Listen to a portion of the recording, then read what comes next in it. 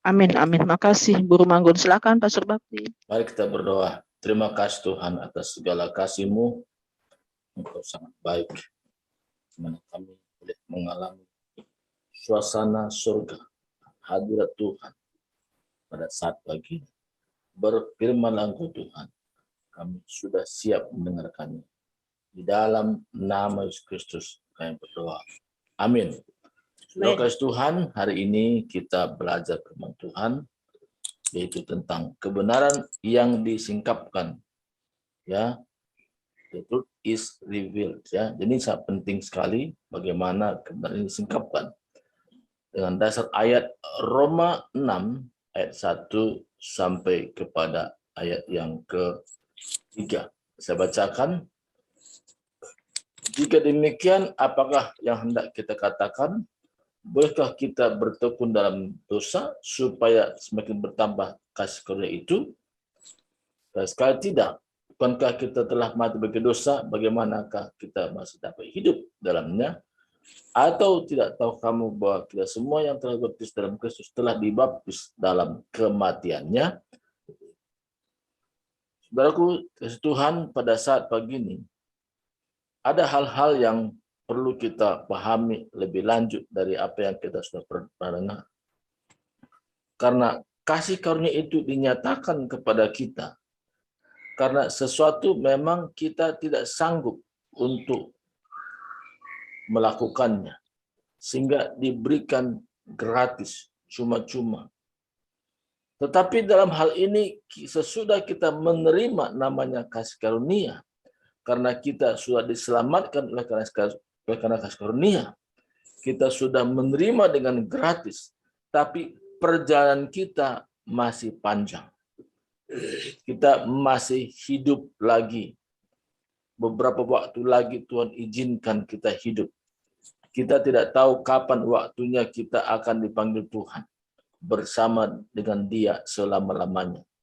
Tapi dalam hal ini, orang yang sudah menerima namanya kasih karunia, yang pertama yang harus timbul di dalam hatinya, yaitu keputusan untuk hidup di dalam kebenaran. Maksudnya apa di sini? Orang yang menghargai kasih karunia, sama dengan dia mengambil keputusan, mulai hari ini, aku harus hidup benar di hadapan Tuhan. Mana aku hidup bukan lagi aku hidup, tapi Kristus yang hidup di dalamku. Karena apa? Karena ketika kita sudah menerima kasih karunia, sama dengan kita mengizinkan Kristus atau Yesus yang berkuasa atas hidup kita.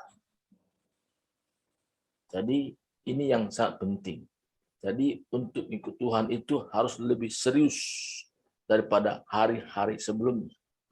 Maka tidak ada lagi jalur di dalam pikiran kita untuk berbuat dosa. Ini yang pertama. Jadi kita mengambil satu sikap, yaitu keputusan, bahwa tidak ada celah sedikit pun untuk kita berpikir bahwa ada dosa yang saya akan lakukan. Tapi yang muncul apa? Yang muncul adalah apa yang saya lakukan untuk menyenangkan hati Tuhan. Apa yang saya bisa kerjakan untuk hidup berdampak dalam dunia ini. Apa menjadi fokus hidup saya sesudah saya menerima kasih karunia. Maka awal pertama sesudah kita menerima namanya kasih karunia. Sebab karena kasih karunia kamu diselamatkan oleh iman, itu bukan hasil usaha, itu bukan hasil pekerjaan, tapi pemberian Allah. Dan mulai sejak itu kita mulai berpikir, mulai bercita-cita, mulai punya kehendak. Bukan lagi kehendakku yang jadi, tapi kehendak Tuhan yang jadi di dalam hidupku. Maka kita mulai terikat, mulai kita menyatu dalam rencana Tuhan. Rencana Tuhan itu bagaimana supaya orang lain juga menerima namanya kasih karunia. Tidak seorang pun dapat diselamatkan oleh karena usaha atau perbuatan baiknya, tapi karena kasih karunia. Maka kita mulai mengintrospeksi diri. bagian-bagian mana yang menjadi penghambat untuk saya tidak menjadi berkat dalam hidup ini. Apakah dari perkataan, apakah dari tindakan. Jadi keputusan kita menentukan untuk kita hidup berdampak bagi orang lain. Apa yang kita ambil? Kita mulai berpikir dan berkehendak dan bercita-cita bahwa aku tidak lagi mau hidup seperti dulu di dalam dosa.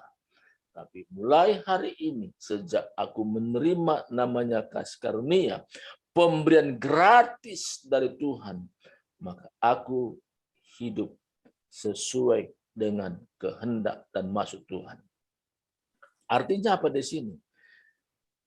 Aku tidak lagi mau sedikit pun membuat remeh tentang kasih karunia.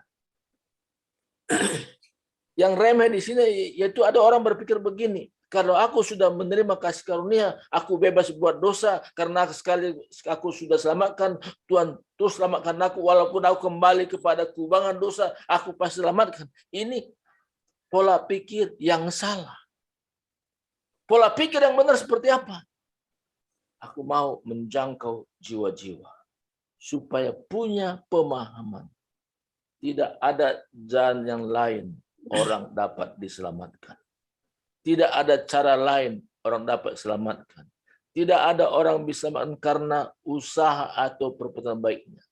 Maka kita mengambil sikap, yaitu keputusan. Aku sangat menghargai namanya kasih karunia.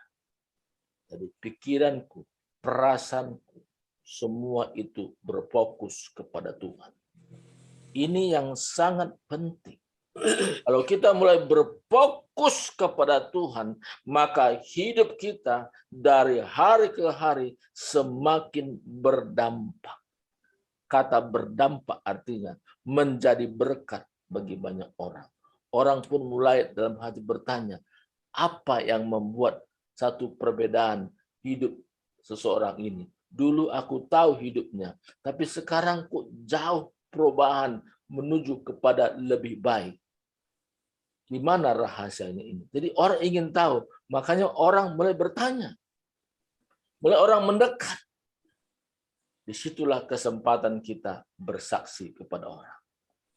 Kita bisa menceritakan bagaimana pengalaman dulu, bagaimana prosesnya, bagaimana hidup sekarang. Jadi kebenaran ini harus disingkapkan melalui hidup kita, cara kita hidup tampil beda dengan cara hidup orang dunia. Bagaimana cara hidup orang dunia? Untuk berkat saja, untuk berkat. Orang dunia bilang, kalau kita mau dapat ikan, harus pancingnya bengkok. Nggak boleh lurus, itu mata kailnya nggak boleh lurus, harus bengkok. Baru dapat ikan.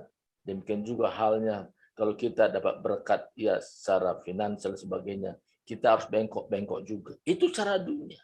Tapi kalau kita yang sudah menerima kasih karunia, kita tidak berpikir untuk celah buat dosa, tapi kita percaya cara Tuhan itu banyak untuk memberkati kita. Kalau yang satu tutup, Tuhan bukakan lagi pintu berkat yang lain. Yang penting kita sudah mengambil keputusan pertama bahwa aku hidup untuk Yesus. Caranya apa? Itu kita mulai bertekun di dalam kebenaran. Bukan bertekun dalam dosa, tapi dalam kebenaran. Apa yang kita renungkan, itu yang kita lakukan. Karena renungan kita menentukan bagaimana kita melangkah ke depan.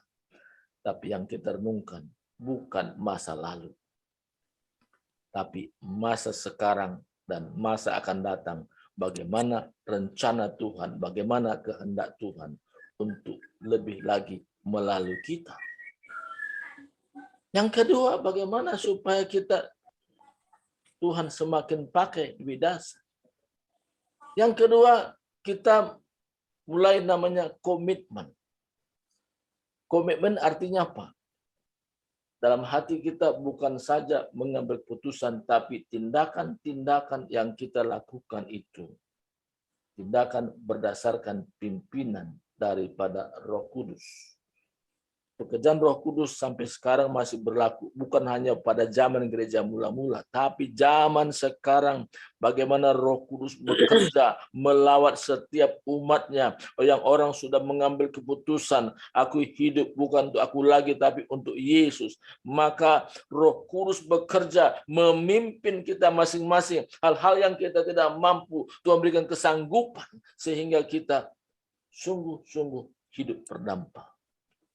Roh Kudus tidak pernah salah menuntun orang percaya.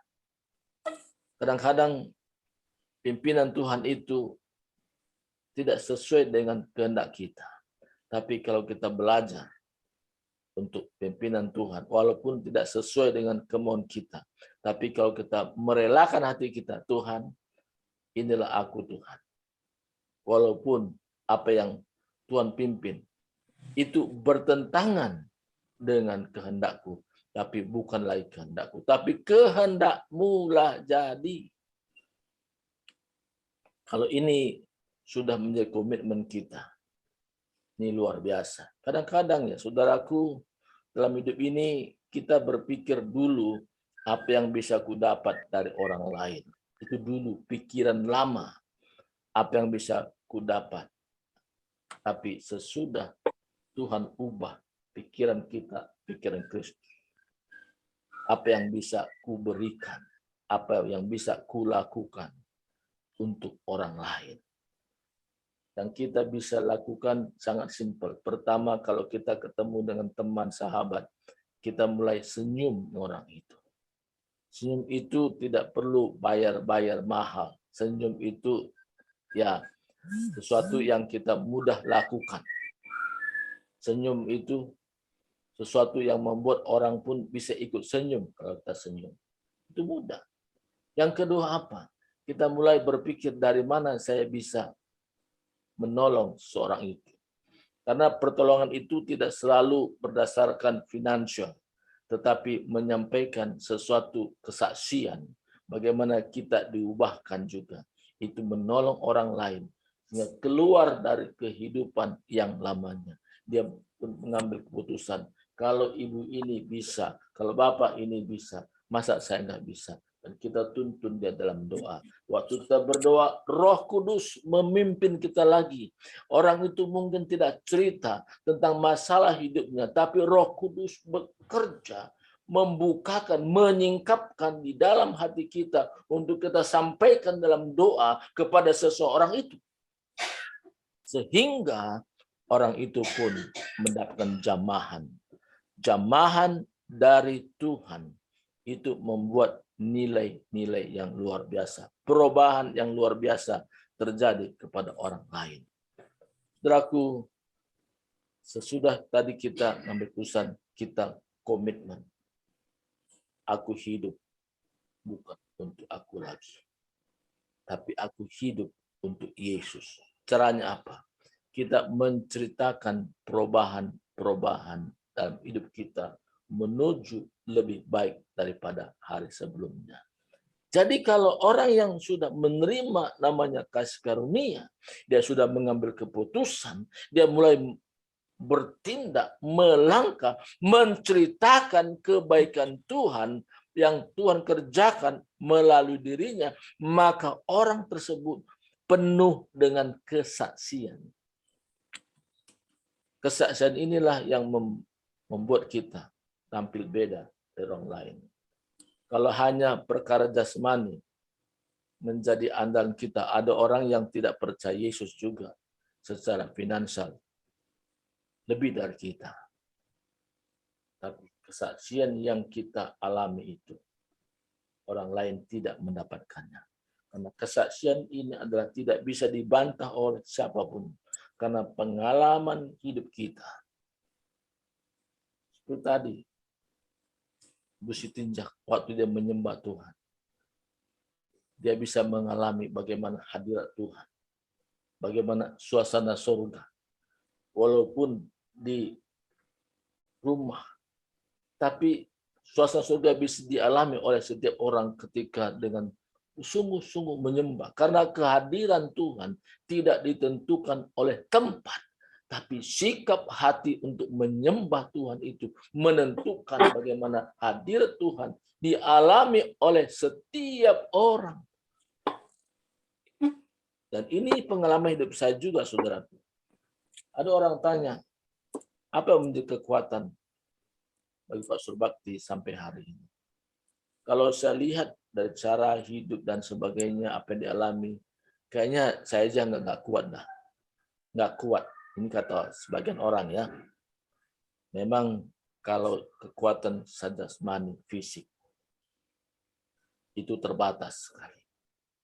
Tetapi kekuatan Tuhan melalui rohnya bekerja, itu yang tak terbatas, membuat kita mampu menerobos sesuatu yang sukar, sesuatu yang sulit menurut orang lain, tapi kita bisa lewati itu semua. Kenapa?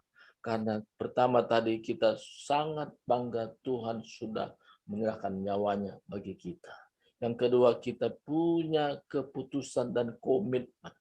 Aku hidup bukan untuk aku lagi, tapi untuk Yesus yang sudah menyerahkan nyawanya. Mulai kita bersaksi, menyatakan kebesaran-kebesaran Tuhan, bagaimana kebaikan-kebaikan Tuhan, baik dalam kebutuhan-kebutuhan kita sehari-hari, baik dalam rumah tangga, kita bisa menceritakan bahwa kekuatan Tuhan melimpah, kita alami sendiri. Sehingga kita kaya dengan kesaksian. Saudaraku, orang yang sudah menerima kasih karunia, tidak ada dia buka celah untuk dosa dalam dirinya. Tidak ada pertanyaan, wah kalau begitu enak dong berbuat dosa. Karena kita sudah menerima kasih karunia. Justru kalau ada orang berkata enak buat dosa, saya sangat meragukan apakah dia hanya secara pikiran menerimanya, apakah dengan iman. Itu berbeda, iman dan pikiran. Kalau kita menerima dengan iman, iman itu ada di dalam hati kita. Firman Tuhan ada dalam hati kita, membuat kita menjadi orang yang rendah hati. Kan kita tahu, keselamatan itu adalah anugerah Tuhan. Pemberian Tuhan secara gratis. Sehingga orang mengalami namanya kasih karunia atau anugerah itu, dia semakin rendah hati. Rendah hati. Seperti katakan pepatah, kalau padi itu kalau berisi, dia akan merunduk. Demikian juga kita. Semakin kita mengalami bagaimana Tuhan bekerja, semakin firman Tuhan tinggal dalam hati kita bertambah-tambah, maka kita semakin rendah hati. Ini kebenaran yang harus singkapkan. Jadi kalau hal ini terjadi, maka kita semua akan berbeda tampil di tengah-tengah kehidupan sekarang ini yang serba tidak menentu ini. Tapi Tuhan buktikan bahwa Tuhan katakan, aku sekali-sekali tidak pernah membiarkan engkau, tidak pernah meninggalkan engkau, tapi aku tetap bersama dengan engkau dari sekarang dan sampai selama-lamanya. Ini yang sangat penting, saudaraku. Jadi kebenaran ini harus ada. Ayat yang kedua, sekali-kali tidak, bukankah kita telah mati bagi dosa, bagaimana kita masih dapat hidup di dalamnya?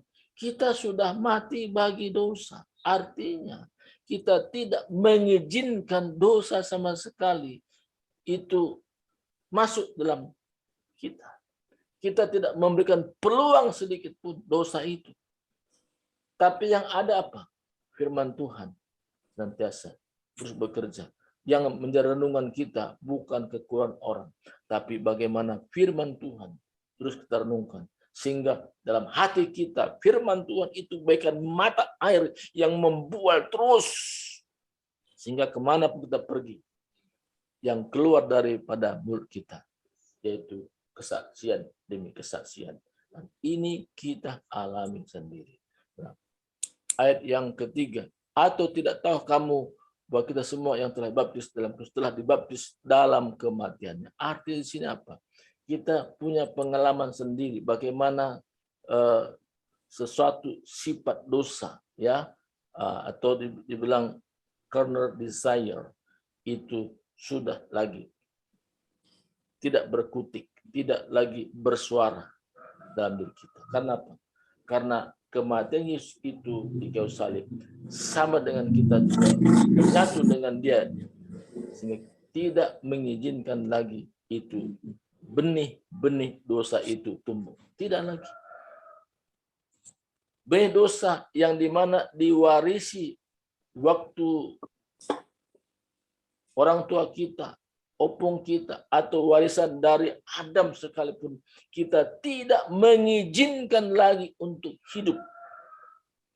Tapi kita tempatkan dia sudah mati.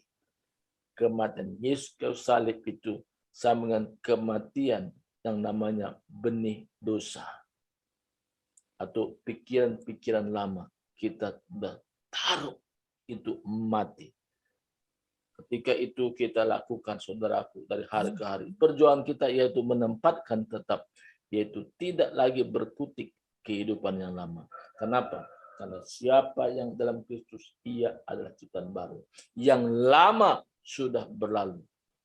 Sesungguhnya yang baru sudah datang. Saudara Tuhan, kalau pengalaman ini kita terus tingkatkan, bagaimana kita hidup dalam Kristus, dan kita sudah menerima anugerah, kita sudah mengambil keputusan, kita sudah komitmen, dan kita konsisten. Artinya apa? Terus menerus dari hari ke hari yang kita pikirkan bagaimana rencana Tuhan dalam hidup kita ke depan. Rencana Tuhan itu pasti indah. Rencana Tuhan itu pasti sesuatu yang menyenangkan Tuhan melalui kita. Sehingga hidup kita dari hari ke hari semakin diubahkan menuju kepada arah yang lebih baik. Tuhan memberkati hari ini kita sudah mendengarkannya. Mari kita berdoa. Terima kasih Tuhan, hamba-Mu secara singkat sudah menyampaikan firman-Mu. Tapi Roh Kudus menjabarkan dalam hati kami. Dan kami percaya pekerjaan Roh Kudus luar biasa di dalam hidup orang percaya. Memimpin orang percaya kepada kebenaran firman Tuhan. Sehingga hidup kami bukan sama seperti dulu. Tapi ada satu nilai-nilai yang kami boleh sampaikan kepada orang lain. Bagaimana Roh Kudus bekerja. Sehingga hidup kami menjadi berkat. Hidup kami menjadi berdampak. Hidup kami menjadi saksi bagi setiap orang di sekitar kami hidup. Tuhan bisa melihat perubahan nilai itu. Terima kasih Tuhan. Terpujilah nama-Mu. Di dalam nama Kristus kami sudah berdoa dan bersyukur. Haleluya. Amin. Amin. Amin.